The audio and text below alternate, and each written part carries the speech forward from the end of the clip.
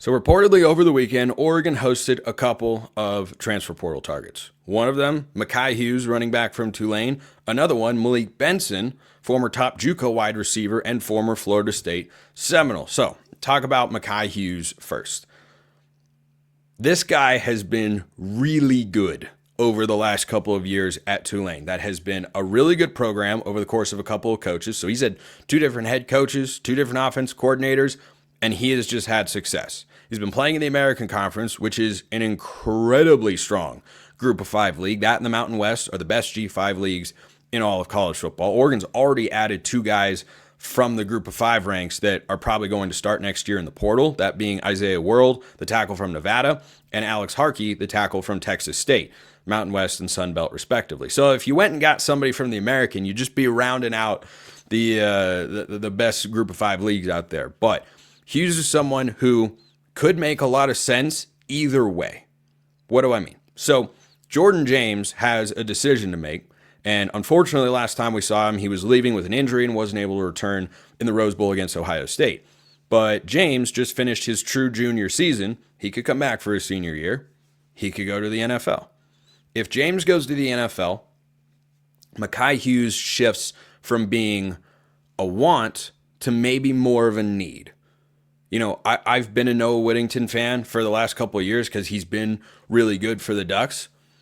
Based on what we saw this year, I don't know that I'd entrust him as being RB1 and making that the best scenario that Oregon could figure out at the tailback spot. And as we saw when James went out, they like Jaden Lamar more than Jay Harris, at least at this point in those two guys' careers. Dink Riggs showed some flashes as well. There are guys in that room. It's not like they're out of scholarship capable bodies, but if James goes to the NFL, having a proven guy, I don't think would be the worst thing in the world, would probably be somewhat of a need. But if James comes back, Hughes turns into a want, because if you run it back with this same backfield for Oregon and you develop Dink Riggs for another year and maybe Lamar or Harris have a bigger role than they had this season, I think your running back room is in pretty good shape overall. But if Jordan James comes back, could they still add Makhi Hughes? Absolutely. And the best example of this and the way that it can work out is the team that just ended Oregon season, Ohio State. They have two guys in the backfield, Travion Henderson and Quinshon Judkins. I hope I don't need to tell you how talented those two guys are. They carry collectively higher profiles for the NFL draft and in college football than James and Hughes do. I'm not entirely sure about Hughes' draft prospects. I haven't seen a draft grade there. But if he's not going to, well, I suppose it's not.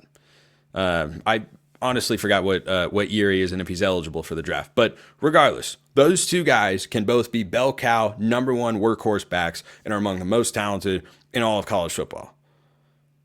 They made it work. They both ran, I think, for around 900 yards this year. They had eerily similar stats. If you bring Jordan James back and then you bring Makhi Hughes over from Tulane, that would give me that sort of vibe where you don't have to rely on Jordan James all the time, or Hughes is not exactly the same runner as Jordan James. I mean, few people are as physical of a runner as Jordan James is, but having two guys that can both be RB1 in the backfield at the same time can absolutely work. Heck, look at Penn State, Nick Singleton, Katron Allen. They did it all year. They're in the playoff semifinals right now, and I don't know that they would be if they didn't have those two guys. So we're still waiting to hear on what Jordan James decides to do, but I think Hughes is a target either way, and the impact of potentially landing him in Oregon has, according to a report, been seen as the favorite for getting him.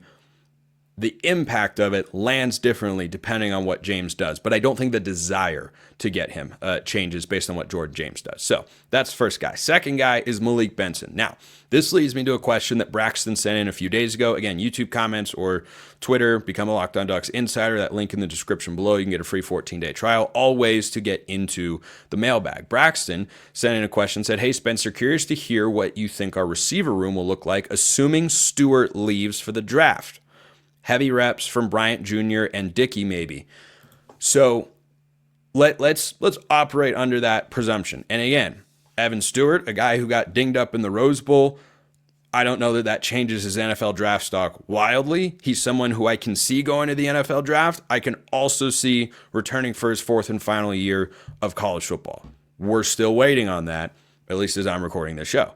So in the world where he leaves to the NFL draft, a guy like Benson, who is proven to a certain extent, and I mean, he was in an offense this past year. I mean, they couldn't throw the ball. They had Mateo's brother DJ at quarterback down there. It all went wrong. Florida State was 2-10. They were inept offensively. But Benson was one of the guys who they brought in the offseason that led people like me and many, many, many others, including Nick Saban, who picked him to win the ACC, to think, yeah, they're still going to have more talent than just about everybody in the ACC. And they just completely flopped in a way that we've literally never seen before from a preseason top 10 team. So if Stewart goes to the NFL draft, bringing in a portal wide receiver feels like a need, not because there isn't a lot of young talent in the room. There absolutely is.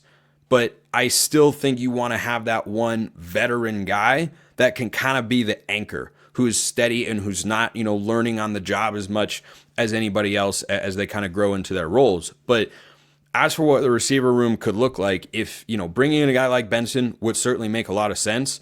But based on who's rotated in at the end of games from this past year during garbage time, the staff seems to like Jeremiah McClellan, and he's looked pretty darn good. I'd love to see what a healthy Jerion Dickey can do. Kyler Casper got dinged up, or else I think he was going to have, a goal line specific role this year. I haven't seen or heard anything about him potentially hitting the transfer portal. I mean, next year will be his fourth season of college football, so physically he should be ready to go. Should understand the playbook. Jerion Dickey going into his third year, and assuming he's not dinged up, those would be the guys you look to and say they'd probably have the best chance to be staples in Oregon's receiver room because they've been there the longest. I mean, both guys have been on the roster the entire time, or not Dickey, that's not true. But Casper reclassified to 2022. So Junior Adams, Dan Lanning, and Will Stein now know him really well and what he brings to the table. And it looked like before he got hurt, he was going to see a bigger role this year. But someone who kind of vanished, I think, because he got dinged up, but reemerged a bit in the Rose Bowl is Justice Lowe. I have a hard time seeing him just be completely removed from the equation. And then Gary Bryant Jr. is another mystery. So I think, to answer your question, Braxton, Oregon's receiver room to me going into next year is a complete and total mystery. I'm not necessarily concerned about how good they're going to be.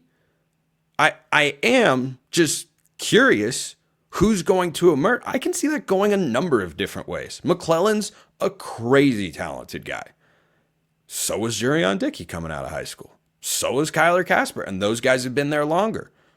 But what are you going to get from guys that haven't been proven yet at those positions? I don't really know. It is one of many position groups that's going to undergo a pretty significant overhaul from this past season to what Oregon will put on the field in 2025. I'm not worried about there being no talent. I'm just worried about there being no experience. And that's why a veteran, or at least a more proven guy like Malik Benson, could make sense for the Ducks in that spot. So we'll see how that plays out. Maybe that news comes down this week. Maybe it comes down next week. Maybe he goes somewhere else. Oregon looked like once upon a time they were going to add Jonte Cook, and he changed his Instagram bio to being in Oregon gear, and he's going to Washington instead. So these sorts of things can rise and fall, but I do think a transfer wide receiver, if Evan Stewart leaves to the draft, makes a lot of sense. If he doesn't, they still could do it. I don't know that they would need to, though, because the other guy, I'll wrap up on this for now, but this will be an ongoing conversation on the show. DeCorian Moore looks like he's just going to be an instant impact.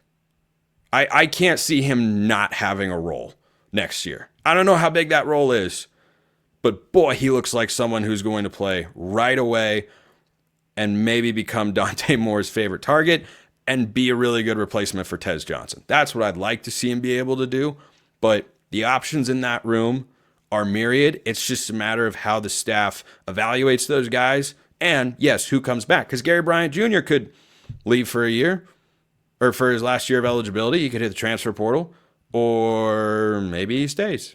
I don't know. Time will tell.